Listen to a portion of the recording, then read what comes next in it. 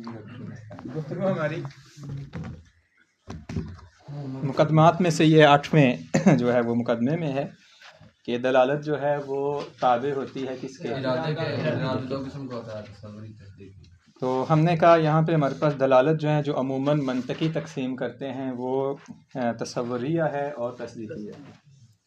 دلالت تصوریہ ہم نے کہا تھا، دلالت تصوریہ جو ہے وہ خود وضع ہے، لفظ کو معنی کے لیے وضع کرنا جو ہم پیچھے سمجھ آئے ہیں، یہی دلالت تصوریہ ہے۔ اس میں ارادے کی ضرورت ہے نہیں، اس وجہ سے بعض نے انکار کیا اس کا، انہوں نے کہا لا، انہوں نے کہا نا دلالت ارادے کے تابع نہیں ہوتی۔ پھر دوبارہ دیکھیے گا جو ہم نے کہا، مصنف نے یہی کہا نا عنوان، کہ جو دلالت ہے یہ تابع للارادہ ہے۔ جب انہوں نے خارج میں آئے بعض کو، انہوں نے کہا بھئی یہ جو دلالت تصوری ہے اس میں تو ارادہ نہیں ہوتا، وضع ہے، وضع اللفظ بالمعنی ہے یہ تو فقط، جب وضع اللفظ بالمعنی ہے تو یہاں تو ارادہ ہے ہی نہیں۔ انہوں نے پھر انکار کر دیا، یہ ہے ہی نہیں، انہوں نے کہا دلالت ارادے کے تابع نہیں ہے، کبھی ہوتا ہے کبھی نہیں، جب ہوتا ہے تو تصدیقیہ، جب نہیں ہوتا ارادی تصوریہ، یہ منطقیوں کی تقسیم ہے اور منطقیوں کا یہ وہ ہے۔ واضح ہوگی بات؟ ہمارے مولانا اس کے قائل نہیں ہیں۔ اچھا جی شیخ صاحب مولانا کیا کہتے ہیں؟ لالا کہتے ہیں دلالت کس کے تابع ہے؟ یہ دیکھیے اصولی بھی ہیں ساتھ، بہت بڑے ہیں، وہاں بھی انہوں نے کہا منطق میں بھی، اگر ان کی منطق مظفر پڑھیں تو وہاں بھی کہا ہے کہ یہ دلالت کو تصوریہ کہنا یہ مجاز ہے، مجازن حقیقت میں دلالت فقط کیا ہوتی ہے؟ تصدیقیہ۔ دیکھیے گا یہاں سے ہم نے کل پڑھا تھا والمعروف، یہاں سے پڑھنا والحق کو، وہ معروف سے ذرا ملا دیتے ہیں دوبارہ۔ والمعروف ان الدلالہ الاولی التصوریہ معلولۃ للوضع، یہ جو دلالت تصوریہ ہے یہ معلول ہے کس کے لیے؟ وضع اس کے لیے کیا ہے؟ علت ہے۔ اے ان الدلالہ الوضعیہ ہی الدلالہ التصوریہ وہذا هو مراد من یقول، یہ اس میں تکرار کیا، یہ پہلا قول ہو گیا، یہی مراد ہے جو کہتا ہے، کیا کہتا ہے وہ؟ ان الدلالہ غیر تابعہ للارادہ، کہ دلالت ارادے کے کیا تابع نہیں، بل تابعۃ لعلم السامع بالوضع، بلکہ کس کے تابع ہے؟ وضع کے تابع۔ واضح ہے، سامع جن سامع سنتا ہے کہ یہ فلاں لفظ فلاں معنی کے لیے وضع ہوا ہے، دلالت ہے۔ یہ پہلا قول ہے۔ دوسرا قول مصنف کا ہے یہاں سے والحق، حق کیا ہے؟ ان الدلالہ تابعہ للارادہ، دلالت کس کے تابع ہے؟ ارادے کے تابع۔ وَأَوَّلْ مَنْ تَنَبَّهَ لِذَلِكَ علیکم السلام ورحمہ، اور سب سے پہلے جو اس طرف متوجہ ہوا ہے فیما نعلم الشیخ نصیر الدین طوسی، وہ کون ہے؟ شیخ، ہاں کون سے بلا؟ باب طوسی والے نہیں، نہ یہ کاظمین والے، ہاں شیخ طوسی دو ہیں ہمارے پاس، ایک شیخ طوسی فقہ میں ماہر تھے، ایک سائنسدان اور علم کلام یعنی عقائد میں، یہ خواجہ نصیر الدین طوسی ہیں، کاظمین میں ان کا مرکز ہے، مرکز ان کا خواتین کی طرف ہے اندر، یہ خواجہ نصیر الدین طوسی کا حرم کے اندر خواتین کی طرف ہے۔ یہ وہ طوسی صاحب ہے جن کا وہ سائنس میں بھی بتایا جاتا ہے۔ جی انہوں نے سب سے پہلے جو روس نے اپنی چاند پہ گاڑی بھیجی تھی، ان کی کتابوں سے انہوں نے استفادہ کیا تھا۔ گوگل ایک دن اپنا جو ڈوڈل نہیں ہوتا وہ ان کے بھی نام کرتی ہے، ان کی سائنسی خدمات کی وجہ سے، خواجہ نصیر الدین طوسی۔ حتیٰ جو اگر آپ دیکھیں تو اس کا نام بھی انہوں نے طوسی ہی رکھا تھا، جو روس نے سب سے پہلے تحقیق کی تھی، اس کا نام بھی وہ جو میکینیکل وہ مشین تھی طوسی ہے اس کا نام، ان کی اس کی وجہ سے، اس سے انہوں نے استفادہ کیا۔ شیعہ میں بہت نمایاں بڑی شخصیات ہیں شیعہ میں۔ تو علم کلام میں جو آپ کی سب سے بڑی کتاب حوزے میں پڑھائی جاتی ہے وہ انہی کی ہے، تجرید ان کی ہے، ہاں خواجہ نصیر الدین طوسی کی ہے۔ ان کے شارح جو ہیں وہ علامہ ہیں، علامہ ہی، یہ دونوں استاد شاگرد ہیں ایک دوسرے کے، علامہ نے ان سے پڑھا ہے علم کلام اور سائنس وغیرہ، اور انہوں نے علامہ سے فقہ پڑھی ہے، ہاں تو استاد شاگرد ہیں، اس وجہ سے کہتے ہیں تجرید کی شرح اگر علامہ نہ کرتے کوئی تجرید نہ سمجھ پاتا، اور یہ تجرید علم کلام میں واحد کتاب ہے کہ جس پہ شروحات شیعوں سے زیادہ سنیوں نے کی ہیں، اس کی شرح سنیوں نے، حالانکہ وہ عقائد شیعہ ہیں سارے، لیکن اتنی قیم کتاب تھی عبارت کے اعتبار سے، مطالب کے اعتبار سے، کہ اہل سنت علماء جو تھے پرانے انہوں نے بھی اس کی شروحات لکھی ہیں۔ اس کی بڑی معروف شرح لاہیجی ہے، جس کی تجرید کی شرح اللاہیجی اس پہ شرح ہے، عالم دین ہے بہت بڑا، اہل سنت کا تھم شمار ہوتا ہے ان کا۔ علم کلام میں، تو اس نے اس پہ کیا لکھی ہے؟ شرح لکھی ہے۔ اور بھی شروحات ہیں اہل سنت میں جو بہت ساری ہیں ان کی، تو یہ انہوں نے سب سے پہلے اس کی طرف متوجہ ہوئے کہ دلالت کس کے تابع ہے؟ ارادے کے۔ شیخ نصیر الطوسی لأن الدلالہ فی الحقیقہ منحصرۃ فی الدلالہ تصدیقیہ، یہ کہتے ہیں دلالت کس میں منحصر ہے؟ بس تصدیقیہ۔ والدلالہ تصوریہ التی یسمونها دلالۃ لیست بدلالہ، تصوری اصلاً کیا ہے؟ وَإِن سُمِّيَتْ كَذَلِكَ، اگرچہ نام دیتے ہیں منطقی کہتے ہیں اس کو دلالت، فقہی بھی عرف عام میں کہا جاتا ہے، کہتے ہیں دلالت نہیں ہے۔ واضح ہوگی بات یہ، فَإِنَّهُ مِن بَابِ التَّشْبِيهِ وَالتَّجَوُّزِ، یہ کیا ہے؟ کسی مناسبت کی وجہ سے، اور من باب المجاز ہے۔ لینا تصوریہ فی الحقیقہ، حقیقت میں تصور کیا ہے؟ ہی من باب تداعی المعانی، یہ کیا ہے؟ معانی کا حاصل ہونا ہے۔ دیکھیں بِأَدْنَى مناسبہ، وہ معانی آپ کے پاس ذہن میں حاصل ہوتے ہیں مناسبات میں سے کسی ادنا سی مناسبت سے۔ فتقسیم الدلالہ الی تصدیقیہ و تصوریہ تقسیم الشیء الی نفسہ و الی غیرہ۔ واضح ہوگی بات یہ دلالت کو تقسیم کرنا تصوریہ اور تصدیقیہ کی طرف، یہ تقسیم الشیء الی نفسہ و غیرہ ہے۔ یہ منطق میں شیخ مظفر نے اشکال بھی کیا تھا، یہ علم ہو، تصور ہو، یقین ہو، جزم ہو، مترادفات ہیں۔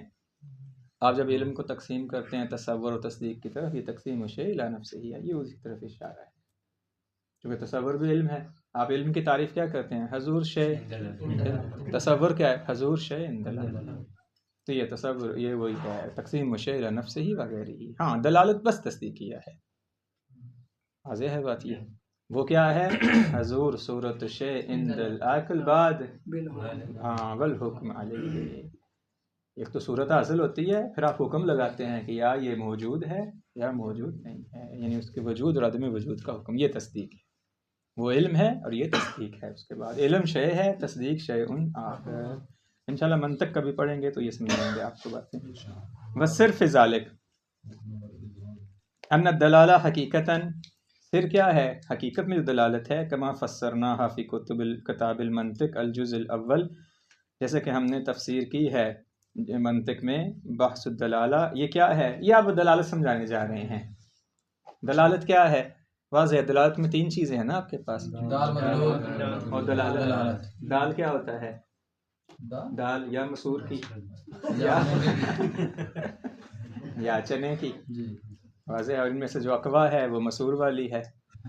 شادی شدہ حضرات جو ہیں آپ میں سے ہیں، اقوا مسور والی ہے، گوشت کی جگہ لیتی ہے۔ حکما کہتے ہیں کہ وہ تقویت، وہ کھانے سے علم پیدا ہوتا ہے، بردباری پیدا ہوتی ہے۔ آئمہ کہتے ہیں دائل اوزے میں اس میں زیادہ تقسیم ہوتی ہے گرم میں دیکھتے نہیں اوزے دال مسور سب میں دیکھتے ہیں پورا اسی وجہ سے حلم پیدا کر رہے ہیں، اسی لیے تو کلام باطل کیا کوئی بولے نہ، حلم اتنا آ گیا۔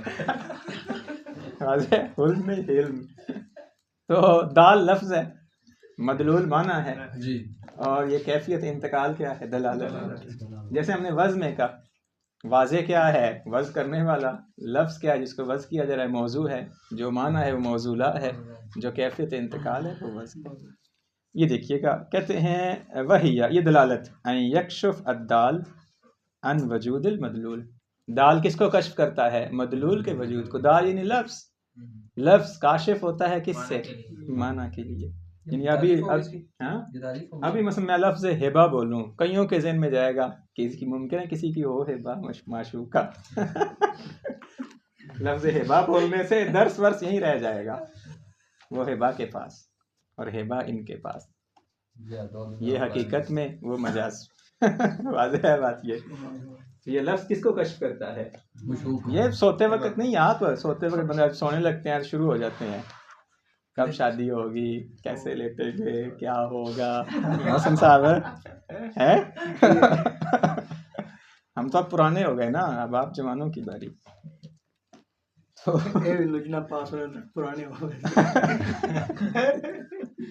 نہیں وہ شوق نیا رہتا ہے، اصل ہم شوق کی بات کر رہے ہیں۔ بندہ بوڑھا ہو جائے شادی نہ ہو تو وہ جوان ہے جب تک رستہ نہ دیکھ لے۔ کہتے ہیں فیاصل من العلم بہی العلم بالمطلول، کہتے ہیں اس کے علم سے کیا حاصل ہوتا ہے؟ مدلول کا علم حاصل ہوتا ہے. فیحصل من العلم بہ، علم بہ کی ضمیر کا پلٹائیں گے، علم بالدال، دال کے علم سے کیا حاصل ہوتا ہے؟ مدلول کا علم. سواء کان الدال لفظا، ہو گیا چاہے دال لفظ ہو یا غیر یہ لفظ. تعریف ہے نا اس کی جی پوری تعریف ہے یہ. مثال دے رہے ہیں دیکھیے گا، ان ترکت الباب یقال، یہ کل کوئی پوچھ رہا تھا یہ دروازے کے بارے میں مجھ سے، تو میں نے کہا تھا یہ آگے بحث آئے گی اس میں. ہاں یہ دیکھیے گا ابھی. مثلا ان ترکت الباب، یہ دروازے پہ دستک ہونا، یقال انہا دالۃ، یہ دال ہے. دیکھیں اب لفظ دال نہیں ہے، یہ دستک دال ہے، دستک لفظ نہیں ہے نا. ترکت الدال باب یقال انہا دالۃ، یہ دلالت کرتی ہے کس پہ؟ علی وجود شخص علی الباب، کہ دروازے پہ کوئی شخص ہے. طالب لأہل الدار، وہ کیا ہے؟ گھر والوں کو طلب کر رہے. بے اعتبار ان المتر کا موضوع لحاظ الغایہ، چونکہ یہ جو دستک ہے اسی کے لیے وضع ہوئی ہے، بلانے کے لیے. ہاں دروازے پہ جو دستک ہے وہ بلانے کے لیے وضع ہوئی ہے. و تحلیل حاصل معنی، عبارت واضح ہے یہاں تک؟ جی واضح ہے. و تحلیل حاصل معنی، تیرا مخرج بڑا نکلتا ہے. و تحلیل حاصل معنی شادی نہیں ہوئی ان سماع الترکہ یکشف عن وجود طالب قاصد للطلب، کہتے ہیں یہ دروازے پہ دستک کا ہونا یہ کیا کشف کرتا ہے؟ کہ دروازے پہ کوئی طلب ور کرنے والا ہے جو دیکھیں قاصد ہے طلب کے لیے، وہ ارادہ کیے ہوئے ہے کہ بھئی کوئی آ کے کیا ہے دروازہ کھولے. فیحصل من العلم بالترکہ والعلم بالتارک، ترکہ سے کس کا علم حاصل ہوتا ہے؟ تارک کا، یعنی دستک سے علم حاصل ہوتا ہے دستک دینے والے کا. وقصدہ، اور اس کے قصد کا. ولذالک یتحرک السامع الی اجابتہ، اس وجہ سے سامع کہاں جاتا ہے؟ جا کے دروازہ کھولتا ہے. لا انہ ینتقل ذہن السامع من تصور الترکہ الی تصور شخص ما، خطا ہے یہ. کہتے ہیں فقط دستک سن کے آپ کا ذہن منتقل نہیں ہوتا کوئی دستک دے رہا ہے، لا، بلکہ کب منتقل ہوتا ہے؟ جب آپ یہ ساتھ کہتے ہیں کہ جی ہمیں کوئی طلب کر رہا ہے اور اس کا قصد ہے کہ ہم جا کے دروازہ کھولیں اور اس کی بات سنیں. جیسے مونسد صاحب میرے گھر آ جاتے ہیں، شاپ پر انہوں نے پکڑے ہوئے ہیں 2-4، اگرچہ یہ کبھی ہوا نہیں. یہ تصور ہے، فقط تصور نہیں ہو سکتا. تصور ہے. اور رضا اس میں سے دیکھتا ہے سوراخ میں سے. ایک میں دال مونگی ہے، ایک میں ماش ہے. نہیں، ایک میں جوس ہے، ایک میں سیب ہیں، ایک میں بریانی پکی ہوئی پیکٹ ہیں 2-3 جو انہوں نے پکائے اور لے کے آ گئے ہیں کہ سید کے ساتھ مل کے بیٹھ کے کھاتے ہیں. تب ہم نے تو بات کے جانے ہیں کہ آئے ہیں محسن صاحب، اللہ کہہ رہے جی آئے ہیں، اللہ کہہ رہے. یہ تو آگے ناراض ہوتے پھر رہے ہیں کہ جو سالن نہیں لے کے آیا. جی ہاں پرچہ دینا ہے. فَإِنَّ حاصل انتقال قد يحصل بمجرد تصور معنی الباب، کبھی یہ انتقال کیسے حاصل ہوتا ہے؟ دقت کیجئے گا. قد يحصل بمجرد تصور معنی الباب، فقط معنی باب کو تصور کریں انتقال ہو جائے گا. کون سا انتقال کرا؟ کہ جی دروازے پہ کوئی شخص ہے، کوئی شخص والا. واضح ہے بات یہ نا. ہم یہاں پہ دلالت میں کوئی شخص نہیں چاہتے، ہم چاہتے ہیں شخص خاص. شخص خاص کی طرف ذہن اسی وقت منتقل ہوگا جب کیا ہوگا؟ جب آپ یہ تصور کریں گے کہ طالب ہے اور وہ چاہتا ہے کہ ہم دروازہ کھولیں. شخص ماں کی طرف تصور ایسے ہی ہو جائے گا، بچہ کھٹکا کے بھاگ جاتا ہے، ہوا سے دروازہ کھٹک جاتا ہے، جانور کوئی کھٹکا دیتا ہے، تو یہ تصور شخص یہ مطلوب نہیں ہے. واضح ہوگی بات. اس وجہ سے جب اس طرح ہوتا ہے ذہن میں آتا ہے تو ہم نہیں چاہتے دروازہ کھولنے، کیونکہ ہمیں پتہ ہے کہ یہ بچہ اور یہ کیفیت میں فرق بھی ہو جاتا ہے نا، ہم بچے مار کے بھاگ جاتے ہیں. یہ کیفیت میں فرق ہوتا ہے. جو کھٹکاتا ہے وہ بعض بڑے اچھے لہجے میں کھٹکاتے ہیں، اس طرح سے ایسے نوک کرتے ہیں، طریقہ ہوتا ہے نا ہر بندے کا. پتہ چلتا ہے کوئی مہذب بندہ آیا کھڑا ہے، جیسے محسن صاحب ہے مثلا. اتنی تعریفیں کر رہا ہوں انشاءاللہ آئے گا. ہاں یہ نہ ہو کہ میری تعریفیں پھر میں بتاؤں انہیں کہ یہ نہیں آئے. فَإِنَّ حاصل انتقال قد يحصل بمجرد تصور معنی الباب. اب ترکہ من دون ان یسمع، دیکھیں ترکتن یعنی کیا ہے؟ بغیر سنے آپ دستک کو سوچیں تو ذہن میں آ جائے گا کچھ شخص کیا ہے دروازے پہ، شخص ما دروازے پہ آیا ہے. فقط سوچنے سے ہی آپ ذہن میں سوچیں کہ جب دستک ہوتی ہے تو شخص ما ہوتا ہے دروازے پہ. اما بے قصد کے ساتھ کب ہوگا؟ جب آپ قصد کریں گے تو، ارادہ کریں گے جب، اس سے، اس کے بغیر نہیں ہو سکتا. دیکھیں ولا یسمى ذلك دلالتاً. اب یہ فرق کیجیے گا اس میں. ایک دفعہ ہے آپ کے ذہن میں جو معنی آتا ہے وہ شخص ما ہے، ایک دفعہ شخص ما نہیں ہے، ایسا شخص جو چاہتا ہے آپ دروازے پہ آئیں. تو جو دلالت ہے وہ دوسری ہے، پہلی والی دلالت نہیں ہے. مثال دے رہے ہیں وَلِذَا أَنَّ التَّرْكَ لَوْ كَانَتْ عَلَى نَحْوٍ مَخْصُوصٍ يَحْصُلُ مِنْ حَرْكَةِ الْهَوَى مثلاً لَا تَكُنْ دَالَّةً عَلَى مَا وُضِعَتْ لَهُ الْمِطْرَقَةُ. پھر یہ دلالت نہیں کرتی جس کے لیے دستک کو وضع کیا گیا. پھر آپ کے ذہن میں کیا آئے گا؟ ہمیں نہیں پکارا جا رہا. وَإِنْ خَطَرَ فِي ذِهْنِ السَّامِعِ مَعْنَى ذَلِكَ. جو سامع کا ذہن ہے اس میں دستک کا معنی آ جائے گا، لیکن وہ معنی نہیں آئے گا جو مطلوب ہے، جس کا اس نے کیا کر رکھا ہے ارادہ، وہ معنی نہیں آئے گا. حاضر ہونا ذہن میں. واضح ہوگی بات؟ یہ دونوں میں فرق واضح ہے میرا خیال ہے. تو یہ پہلے والی دلالت تصوریہ ہے جس کو اب دلالت نہیں کہیں گے. دلالت وہی ہے جو کیا ہے ارادے کے تابع. وہ کب ہوتا ہے کہ جب کیا ہے کوئی دستک دینے والا شخص موجود ہو خاص. یہ کل آپ نے یہی کہا تھا نا کہ بعض اوقات دستک ہوتی ہے ذہن میں ہمارا جو ہے وہ فوراً، تو یہ اسی وقت ہوگا جب شخص ما خاص ہو اور وہ کیفیت تبدیل ہو جاتی ہے. کہیں گے یہ دلالت ہے، پہلی دلالت نہیں ہے. یہ فقط مصنف نے نا ذہن کے قریب کرنے کے لیے مثال دی. اسی مثال کو دوبارہ تطبیق کریں گے الفاظ کے معانی پہ. ایک دفعہ میں لفظ بولتا ہوں ابھی محسن صاحب آپ جو ہیں اسی جمعے کو میرے گھر آ جائیے گا لے کے جو کچھ لانا ہے. یہ میں جدی ہوں، میری مراد ہے یہ آئیں اور ٹائم بھی بتا دیں تاکہ میں کھانا نہ کھاؤں سارا دن اس دن. یہ میں جدی ہوں. ایک دفعہ میں کیا ہوں ایسے مذاق میں کہتا ہوں. یہ جو مذاق ہوگا کہیں گے یہ کیا ارادہ نہیں ہے، دلالت نہیں ہے، کہ فقط تصور ہے، خالی ارادہ نہیں ہے یہاں پہ. لیکن میں نے ارادے کے ساتھ روکا ہے. یہ ہو چکا ہے ان کے ساتھ.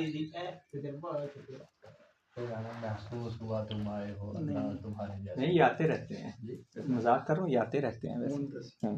چائے بھائی پی کر یہ آتے ہیں چائے پینے، چائے پینے آتے ہیں. جی تو آگے سے آپ بھی کہتے ہیں پی کے پھر کر لیں. فون نہیں کہتے ہیں، فون کر کے کہتے ہیں میں چائے پینے نا چائے پینے آ رہا ہوں بنا کے. اس دن تو ہاتھ ہوا نا بندے بڑے بڑے دیکھے ہیں، پر محسن صاحب آج فون کہتے ہیں سیدنا چائے پینی ہے، ہم آ رہے ہیں. میں اہلاً و سہلاً آ جائیں.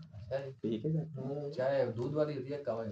ہاں دودھ والی بہترین چائے بنی ہوئی. لیکن یہ خالی ہاتھ نہیں آتے، مطلب تو خالی ہاتھ سوچو. چائے کے پیسے پورے کر کے جاتے ہیں تب پی کے جاتے ہیں.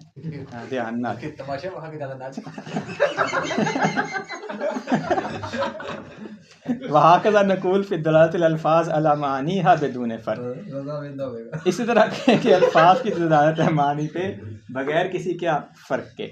فإن اللفظ اذا صدر من المتکلم، دقت کیجیے گا ابھی، جب لفظ متکلم سے صادر ہوتا ہے علی نحو یحرز معہ انہ جاد فیہ غیر حاضر، وہ جدی ہے مذاق نہیں کر رہا.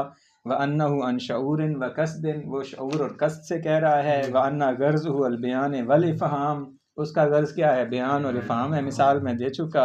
وَمَانَ إِحْرَازِ ذَلِكَ أَنَّ السَّامِعَ عَالِمَ بِذَلِكَ، وہ کیوں بول رہا ہے؟ تاکہ سامع جو ہے وہ سن لے اور سمجھ لے اس کو. فَإِنَّ كَلَامَهُ حِينَئِذٍ دَالًا عَلَى وُجُودِ الْمَعنَى، اس وقت کلام کیا ہے؟ معنی کے وجود پہ دلالت کرے گی. احراز کا کیا مطلب؟ ثابت کرنا. اے وجود ہی فی نفس المتکلم بے وجود قصدی. اب وہ چاہتا ہے متکلم کس کلام کو وجود دوں ارادے کے ساتھ، بے وجود قصدی.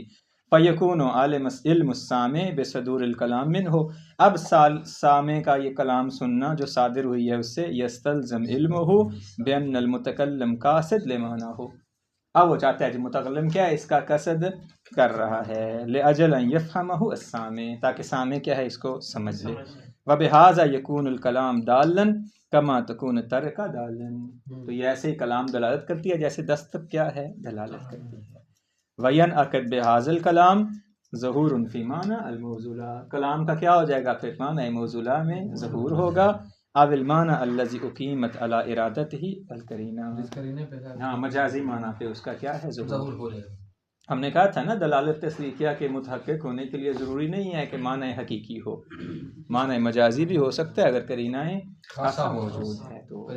ہاں واضح ہوگی بات. یہ پہلی قسم ہے. وَلِذَا نَحْنُ عَرَّفْنَا الدَّلَالَةَ اللَّفْظِيَّةَ، اسی وجہ سے ہم نے دلالت لفظیہ کی تعریف کی ہے فی کتاب المنطق بأنها هي کون اللفظ بحالت، ذکر کیجیے گا لفظ کا ایسی حالت میں ہونا، ینشا من العلم بصدورہ من المتکلم العلم بالمعنی، دیکھیں المقصود بہی، واضح ہے متکلم سے وہ کیا ہے صادر ہو، کیسے صادر ہو کہ وہ چاہتا ہے کہ سامع کو علم ہو معنی کا، کون سا معنی جس کا اس نے قصد اور ارادہ کر رکھا ہے، صحیح، دلالت بغیر قصد اور ارادے کے نہیں ہے ان کے ہاں، یہ لفظ ایسی حالت میں ہو ینشا من العلم بصدورہ، جب اس کے صدور کا علم ہو، کسے علم ہو سامع کو، کس کی طرف سے من المتکلم العلم بالمعنی المقصود بہی، وہ سامع سمجھ لے کہ یہ کیا مجھے سمجھانا چاہتا ہے کہ مقصود ہے اس کا، ومن ہنا سمی المعنی معنی، اس وجہ سے معنی کو معنی کہتے ہیں کہ وہ کیا ہوتا ہے مقصود متکلم ہوتا ہے، انا سے ہے نا، قصد سے ہے، انا کے مترادف ہے یہ قصد، واضح ہوگی بات، ومن من انا ہو اذا قصدہ، جب اس نے کیا کیا ہے قصد کیا ہے، وَلِأَجَلَ أَن يَتَّضِحَ هَذَا الْأَمْرُ جَيِّدًا، کہتے نہیں جان نہیں چھوڑیں گے آپ کی، اگر یہ مزید واضح کرنا چاہتے ہیں اب آپ کی، مطلب تمام کر چکے ہیں نا، پہلے ایک مترکہ والی مثال دی، پھر یہ لفظ والی مثال دی، لیکن پھر بھی کہتے ہیں ابھی نہیں، آپ کو مثال اعتبر باللافتات، آپ کس کو اعتبار کریں، یہ جو بورڈ لگے ہوتے ہیں، ہم جاتے ہیں یہ بورڈ جو لگے ہیں، التي تؤذى في هذا الاثر للدلالة ان الطريق مغلق، لکھا جاتا ہے کہ طریق کیا ہے ہاں بند ہے، مثلا او ان الاتجاه في الطريق الى اليمين او اليسار، جو لگے ہوتے ہیں کہ ادھر جانا ہے اب آپ نے ادھر جانا ہے، ونحو ذلك فان اللافته اذا كانت موضوعه في موضعها اللائق على وجه منظم بنحو يظهر منه ان وضعها لهدايه المستتركين كان مقصودا لواضعها، اگر وہ مناسب جگہ پہ لگا ہوا ہے، منظم لگا ہوا ہے، دولہ کی یہ حکومت کی یعنی یہ جو ہے حکومت نے لگایا ہے، تو وہاں سے یہ پتہ چلتا ہے کہ جو حکومت نے لگایا ان کا مقصود ہے کہ یہ رستہ ادھر جاتا ہے، یہ رستہ ادھر نہیں جاتا، یہاں کھلا ہوا ہے، یہاں یہ عراق کے خلاف، عراق میں یہ اشارے لگے ہوئے ہیں سارے بند ہیں وہ بعض اوقات چلنے والے جو جانے والے جن کا جو علم حاصل کرنا چاہتے ہیں اس کے، واضح ہوگی بات یہ، پھر دوبارہ دیکھیں یہاں سے فَإِنَّ اللَّافِتَ إِذَا كَانَتْ مَوْضُوعًا فِي مَوْضِعِهَا اللَّائِق، بورڈ کہاں لگا ہوا ہے جہاں لگانا چاہیے تھا، عَلَى وَجْهٍ منظم، اور منظم طور پہ لگا ہوا ہے، بِنَحْوٍ يَظْهُرُ مِنْهُ أَنَّ وَضْعَهَا لِهِدَايَةِ الْمُسْتَتْرِكِينَ، یہ کس کے لیے وضع کیا گیا ہے، جو رستہ پوچھنا چاہتے ہیں ان کے لیے، کانا مقصودا لواضعها، تو یہ واضح کے لیے کیا ہو جائے گا مقصود ہو جائے گا، دلالت تصدیقیہ ہو گئی نا، فإن وجودها هكذا يدل حينئذ على ما يقصد منها من غلق الطريق او الاتجاه، واضح ہے بات یہ نہیں ہوٹلوں پہ کام ہو رہا ہوتا تو انہوں نے بورڈ لکھ کے لگایا ہوا ہوتا ہے، واضح هذا کیا وہ موقف مکان العمل لا يجوز ايقاف السيارة، یہ عمل کی جگہ ہے، یہاں جو ہے گاڑی کھڑی نہ کریں، اوپر سے کوئی پتھر وتھر ڈیگے تو پھر ہم نہیں ذمہ دار، تو یہ کیا ہے واضح نے وضع کیا ہے، منظم ہے، اپنی جگہ پہ لگا ہوا ہے، تاکہ کیا ہے دلالت تصدیق ہے، تاکہ آپ کا نقصان نہ ہو، وہاں سے لکھا ہوا تھا نا، یہ مختلف جگہ پہ لکھے ہوئے ہوتے ہیں، یہ کوڑا جہاں گیا تھا ہاں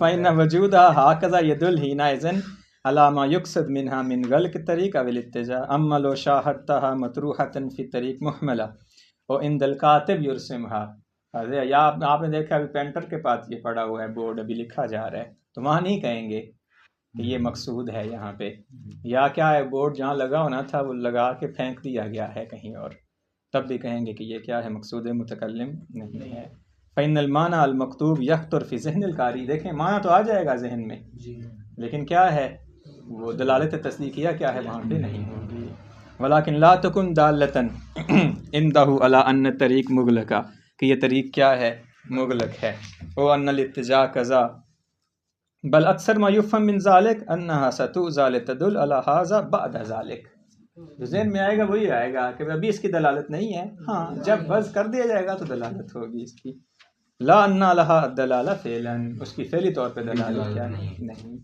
لہذا مصنف نے یہ امثلہ دے کے مختلف یہ پورے صفحے میں سمجھانا یہی چاہا ہے کیا کہ دلالت کس کے تابع ہوتی ہے،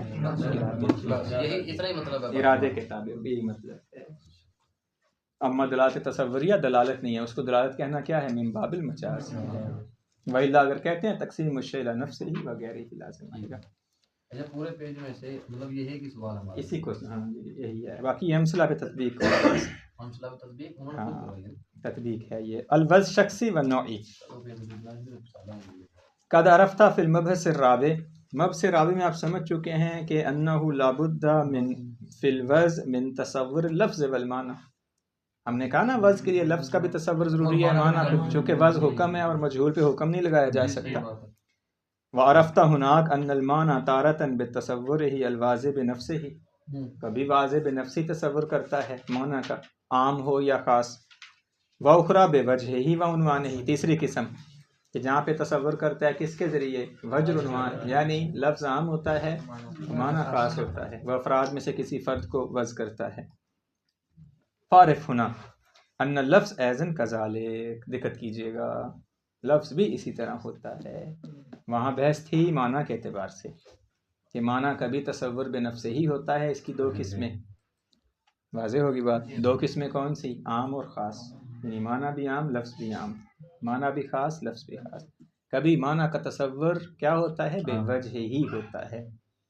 یہاں پہ کیا ہے؟ معنی خاص لیکن لفظ کیا ہے؟ عام۔ کہتے ہیں ایسی ہی تقسیم لفظ میں بھی ہے۔